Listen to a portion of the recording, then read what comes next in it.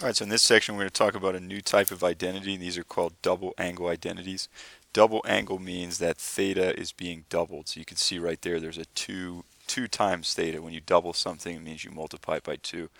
And I just want to prove one of these two. You can prove the others in the same way, but just to prove one of them, the place that these double angle identities come from is they come from the ones that we talked about in the prior section. They come from the sum and difference. So let's just prove the sine of 2 theta. Okay. Hopefully you would agree that you could write 2 theta. You could write 2 theta like this. You could write it as theta plus theta, right? Because if I have 1 theta and I add another theta to it, I would have 2 theta.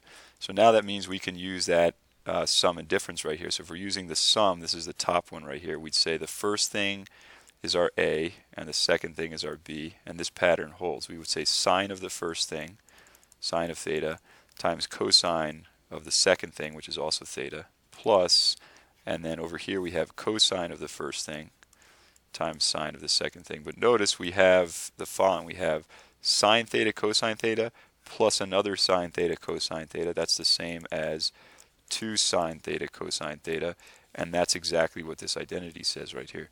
So you don't have to know the proofs to know how to use them, but I always think it's interesting just to know where these come from. Okay, now another question that might occur to you is, why do we have 3 different versions of cosine? So why do we have 3 different versions of cosine? Because of the following Pythagorean identity, this one right here. Okay, so for example, if I were to use this one right here, if I were to use cos squared minus sine squared, that's one way of proving this identity. Of course, you could use this formula and prove it just like we did for sine.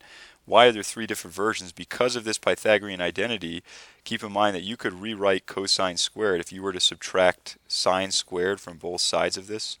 If you were to subtract sine squared there, that means cosine squared is the same as 1 minus sine squared. So now if I went right here and I plugged in 1 minus sine squared, and I still have that minus sine squared, what's minus sine squared minus another sine squared? That would be minus 2 sine squared, and there is another version of the cosine identity. And you could do the same by plugging in for sine squared. Okay, you could plug in 1 minus cosine squared. So there's 3 different versions of that. Now, of course, the confusion is, how do I know which one I'm supposed to use? And we're going to do an example right now where I'll show you. Alright, so for each of these problems right here, we are being asked to find the exact value. So we'll start with number 1. They're giving us tangent, and they're saying find the cosine. And here's our strategy. It's 3 steps. We have to pick the right identity to use. Okay, then we find whatever part we're missing, and I'll explain what that means, and then we just plug stuff in to find the answer. So pick the right identity. Well, we're being asked for cos 2 theta, so that means it's going to be one of these 3. Okay, it's going to be one of those 3. How do we know which one to use, though? Because there's 3 of them. And the answer is you want to use what they're giving you. So if they had started out by giving us sine, we would use this one because that only has a sine in it. If they had started out by giving us cosine only, we would use this one. And if they had started by giving us both of these, we would use both. Now the problem is they're giving us tangent, so we can't use any of these 3. And I want to show you a common mistake. Common mistake is to say, well, since tangent is sine over cosine, that must mean that sine is 15 and cosine is 8. And that's not true, and I'll tell you why. Suppose that tangent were the same as 2 over 3. So you might be tempted to say, well, sine is 2 and cosine is 3. But what if sine were 4? What if sine were 4 and cosine were 6? Well, 4 over 6, that's the same as 2 over 3. Suppose that sine were 200, and suppose that cosine were 300. Again, 200 over 300 is still equal to that. So you don't want to use that strategy. Here's the better way to go. We're given tangent, and we need to find either sine or cosine, because if you look at these 3 formulas for cos 2 theta, all of them have either sine or cosine. So what we can do is we can use our Pythagorean identities, and you might remember, if you don't remember, you can use that cheat sheet up above. The identity for tangent, the Pythagorean identity, is this right here. So we will use this, and if we plug in negative 15 over 8 right here for tangent, if we plug in negative 15 over 8, that will allow us to solve for secant. Why would you want to solve for secant? Because if you know what secant is, you can easily find cosine. And if you know what cosine is, you can use this formula to find what we're looking for. So let's solve that. So negative 15 over 8 squared, that's 225. That's negative 15 squared over 8 squared is 64. I'm going to change the 1 into 64 over 64. Okay, that equals 289 over 64, which is sec squared. And then how do we solve for sec? We would square root both sides. We would get plus or minus square root of 289 is 17. Square root of 64 is 8. So that's going to be secant. How do we know if it's plus or minus? Because they tell us that we're between 90 and 180. So let me draw that right here. Here's 90 right here. Here's 180. We're in the second quadrant, and in the second quadrant sine is positive, which means both cosine and secant are negative. So secant is negative 17 over 8. Okay, what does that mean? That means that cosine is going to be the reciprocal, negative 8 over 17. So we now know what cosine is. Now we can use this formula. Why that one instead of any of the other two? Because notice in the formula that I circled, only cosine is appearing there. Okay, they're not giving us, we didn't just find sine, so we don't want to use the formulas that have sine in it. We want to decide to use the one that has cosine. So all we have to do now, this is step 3, all we have to do is just plug this in. So it's telling us that the cosine of 2 theta is equal to this right here. And we found out what cosine is. Cosine is negative 8 over 17. Okay, so 2 times negative 8 over 17, and it's telling us to square that right here. So square that, minus 1.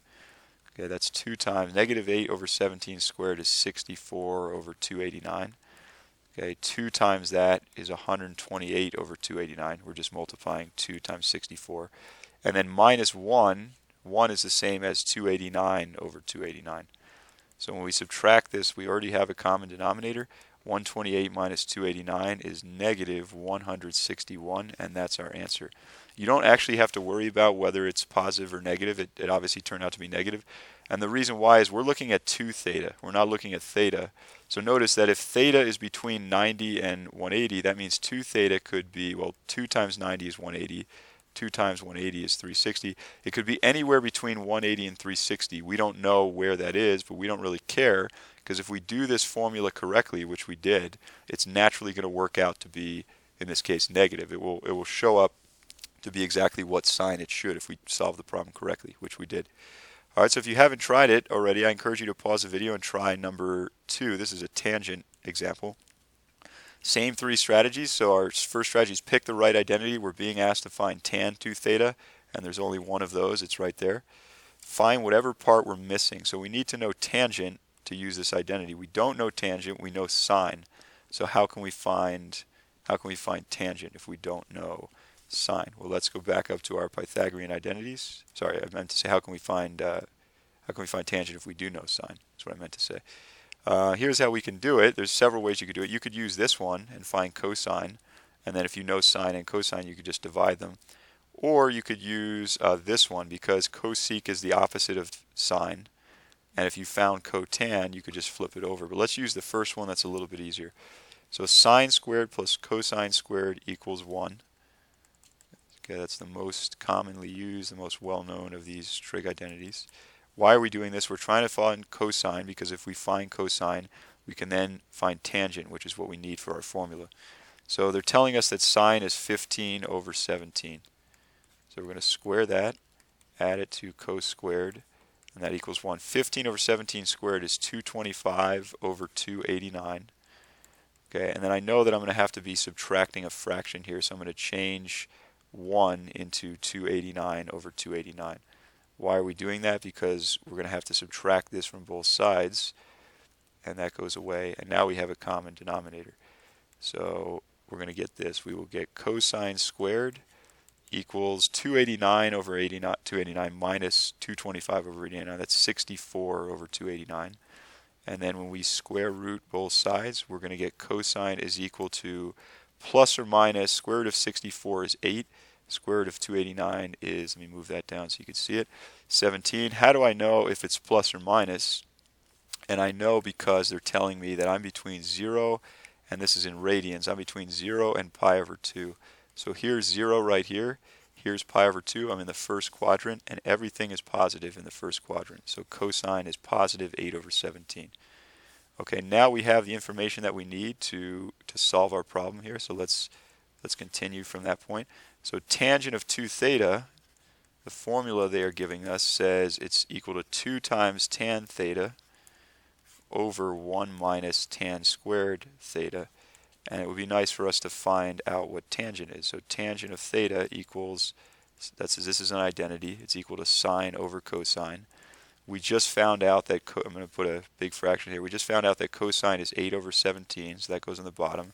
They told us that this is 15 over 17. Dividing by 8 over 17 is like multiplying by the reciprocal, which is 17 over 8. Those are going to cancel, and we're left with 15 over 8 is equal to our tangent. So tangent is the same in this case as 15 over 8. And now our third and final step is simply plug stuff in. And that's really what a lot of these formulas are about, is just getting what you need and then plugging it in. So this is going to equal 2 times, we just found out what tangent is, it's 15 over 8. Okay, and then underneath we're going to have 1 minus tan squared, so 15 over 8 squared. Now all we have to do is be careful that we add these fractions up together. Let me box that off.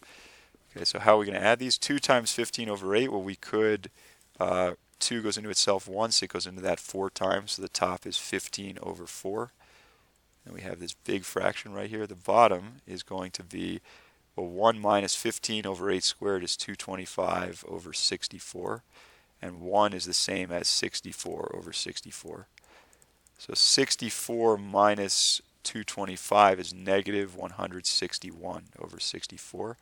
And then this acronym that I tell people to help them remember, copy.flop or copy.flip. You copy this fraction, you make a dot for multiplying, and it's like multiplying by the reciprocal, which means you flop or you flip the bottom.